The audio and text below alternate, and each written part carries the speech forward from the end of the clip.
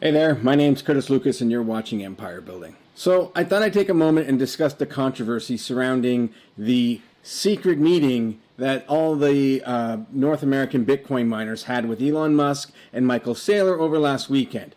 Because when news broke of that, it wasn't actually received all that well on Twitter.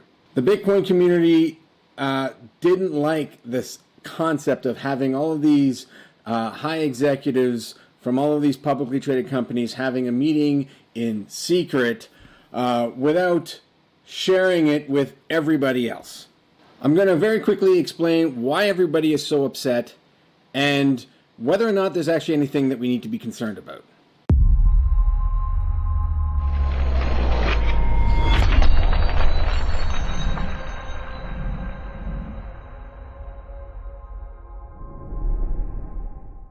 From Michael Saylor's Twitter feed, we saw that the miners had agreed to form the Bitcoin Mining Council to promote energy usage and transparency and accelerate sustainability initiatives worldwide. Now, when I first read this, I took it as a positive. I interpreted it as the leaders in this space took the initiative to sit down and talk about their differences and work towards solutions instead of just focusing on the problem. But immediately following this, a whole lot of people got very worked up. An article in CoinDesk summarized the situation like this. Critics likened the move to the ill-fated New York Agreement of 2017, a closed-door group that sought to influence how Bitcoin scaled. Sunday's closed-door session of Bitcoin miners seeking to change how the network participants report their energy use wasn't made public until after the fact, showing a lack of self-awareness. On Twitter, we saw responses like this. This was one of the nicer ones. This is how deals behind closed doors start. Centralized committee on its way. Founded by yours truly, Michael Saylor and Elon Musk. Looks like they want to own the network. The New York Agreement was something that was initiated through a meeting with 55 or so companies involved in the cryptocurrency space, where they sought to sort of give direction for the path that Bitcoin would take in order for it to scale. This meeting was held in secret from the rest of the Bitcoin community and sought to increase the block sizes on the Bitcoin blockchain to 2 megabytes, as well as implement a upgrade to Bitcoin called segregated witness. So these were very big changes to Bitcoin itself. So understandably, a lot of people became outraged, because this isn't how Bitcoin was meant to operate. And to make matters worse, it was very reminiscent of a different meeting that was held way back in 1944, known as the Bretton Woods system, or the Bretton Woods Agreement.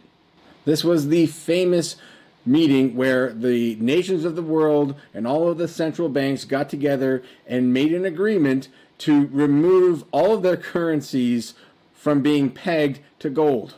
And they would adopt the US dollar as the world reserve currency. The Bitcoin community has vowed never to go down this same path.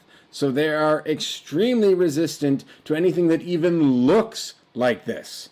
So back in 2017, when this New York agreement came out, I mean, the fact that they even named the agreement after the place that they had the meeting, that's exactly what they did with the Bretton Woods Agreement. The Bretton Woods Agreement was created in 1944, took place in Bretton Woods, New Hampshire. Now, based on, from what I can tell, based on Mariko Komodo's response, that this meeting was held on Zoom. This was a call, not a formal in-person meeting. So first of all, they had to clear things up and make sure that they reiterated that the purpose of this meeting was simply to discuss these public companies and how they're going to manage their ESG initiatives. These kind of meetings are meetings they would have had many times already, even amongst each other. They've done them in the past, and those meetings have been made public. This is the first time they've done this with Elon Musk and Michael Saylor, but the point is, what they were discussing wasn't directly related to anything to do with Bitcoin and its core design or anything about how it functions. This is just simply business decisions that they make as public companies. But As far as I'm concerned, I mean, you got to look at this and put it into perspective. Just because somebody has a meeting and you weren't invited doesn't make it secret. If I have a birthday and I don't invite you, doesn't mean it was secret.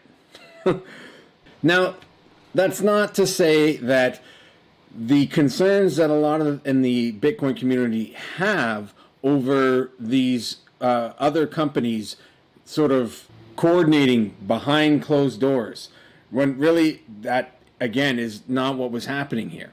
This wasn't the meeting of the Council of Elrond. What the hell is Project Elrond? Because it's a secret meeting. How do you know that? Why does Elrond mean secret meeting? The Council of Elrond is from Lord of the Rings.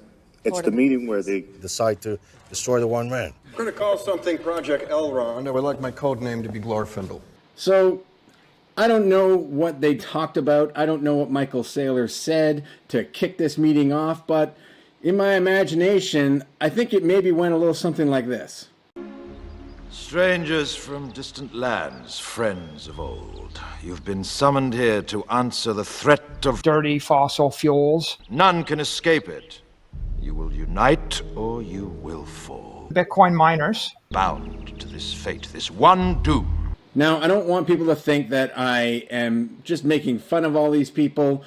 I'm just trying to put it into perspective. People in the Bitcoin community do tend to be a little bit on edge. And I think many are conflicted about how they feel about institutions entering this space. I mean, yes, we want institutions here because, well, we need them. If you're looking for adoption, you can't do it without institutions joining. But when these institutions join, they bring with them the old world point of view and the old way of doing things. Could they have streamed this meeting so that everybody can tune in and watch as well? Sure. And maybe a positive of this type of reaction is that these institutions might think twice the next time and choose to do so or carry these meetings out in a more open format. I, for one, would love to see that, but I still don't think that there's anything nefarious going on here. If they wanted to collude, they could do so without letting you in on the fact that they even met. So clearly that's not what's going on here. This was simply Michael Saylor taking the initiative and bringing Elon Musk to the table. He raised some concerns in a very public way, and to help address those concerns, Michael Saylor connected him directly with the majority of the leaders in this space. Now, maybe they didn't need to call this new organization a council. I'm sure there are many worse things they could have tried calling it. And this actually brings me to another point, that it's not just the ESG impacts that people misunderstand about miners. They also completely misunderstand the role of miners in the Bitcoin infrastructure, in Bitcoin's network. What kind of power do miners have? There are lots of people out there that think that a 51% attack on Bitcoin means they can steal all your coins. That's not how it works. A lot of people think that a 51% attack means they can print as much Bitcoin as they want. The miners then become Neo. They can do whatever they want to the network. They can attack it, they can create more coins, they can double spend, they can do anything, and that's really bad for the network. Again, that's not how it works. Miners are very limited in what kind of power they have over the network in the first place. Miners are there for one reason: to make a profit. They're not there to change anything about Bitcoin's protocol. The only time miners really truly do have a big say in how things go is when a change is proposed. But as time goes on, generally speaking, miners tend to go along with the status quo, meaning that Bitcoin will change less and less and less as time goes on, which is, generally speaking, what most people agree with.